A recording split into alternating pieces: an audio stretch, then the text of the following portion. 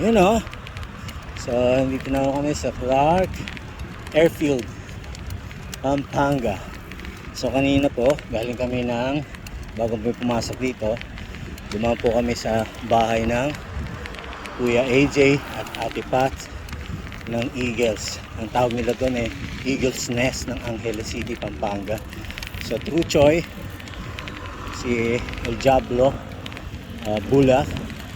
Nakadaan kami kala Kuya AJ, Ate Pat sa bahay. Doon kami na ng Clia.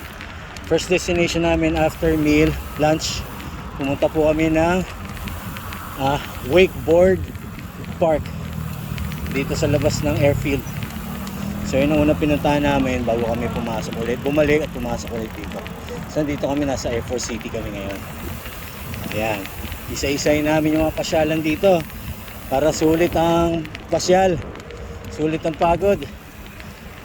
Ayan yung mga tropa, si Punet, Jomski, tsaka si Bulak, El Diablo, at si Boy Hood, Panda Boy Ransky, ang naligaw at nagbabalik.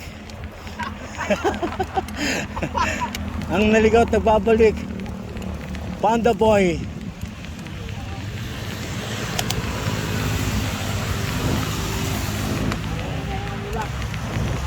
Wala na po yung iba. Nasa likod. Meron tayong tropa nasa likod. Rabi rice. Rabi rice yan. Makapit? Apit yan. Buong Clark, ganito po, mayroong bike lane. So yung bike lane exclusive for bike lang to. Hindi pwede dumaan ng motor dito, hinuhuli. Ngayon din kami, hindi kami pwede lumabas doon kasi sisitahin kami pag nagpunta kami doon sa kabila, sa main road or yung vehicles road o motor vehicles road. So maigpit ang rito, ang dito sa Clark, lahat naka CCTV.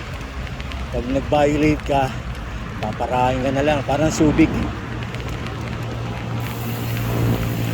Puro dito CCTV, non-contact apprehension dito.